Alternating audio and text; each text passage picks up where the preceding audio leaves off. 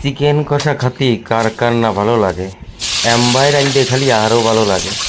প্রথমে একটু তেল দিলাম, গরম করলাম, পেঁয়াজ দিলাম।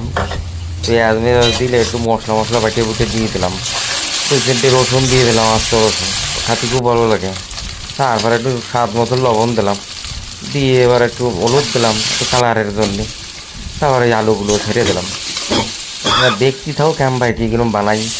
একটু জল ঢালিয়ে দিলাম, মশলাটা একটু কষাতেই হবে একটু গাঢ় গাঢ় করিয়ে। হ্যাঁ, আবার একটুখানি স্বাদের জন্য একটু টমেটো দিলাম থাকিয়ে থাকিয়ে। হ্যাঁ, তারপরে তো ওই যে এই চলে এসেছে মেন জিনিস চলে এসে তো ধরে ধরে মোটামুটি করে একটু টাইম করে দেখতে হবে, টাইম করে বানাতে হবে, একটু টাইম ধরে ধরে ধরে দেখিয়ে দিলাম।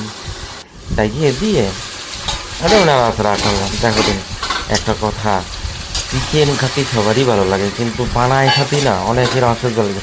পিকনিকে গেলি পিকনিকে গেলি চিকেন রানতে রানতে অর্ধেক খাইয়ে ফেলায় দিই। ভাই সুন্দর করে রানলি পেঁপে মেপে দিয়ে। আবার কটা পেঁপে দিয়েছিলাম, পেঁপে দিলেই মাংসটা একটু সফট হয়। আবার একটুখানি জল দিয়ে দিলাম।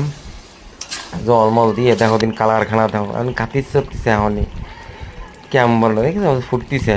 দুখানা লেগ পিস আছে আবার কমপ্লিট ফেরায়। এইবার খাবার ফালা ভাত নিয়ে আসো, কেটা কেটা খাবার চলে আসো আমার বাড়িতে, ভাত নিয়ে চলে আসো।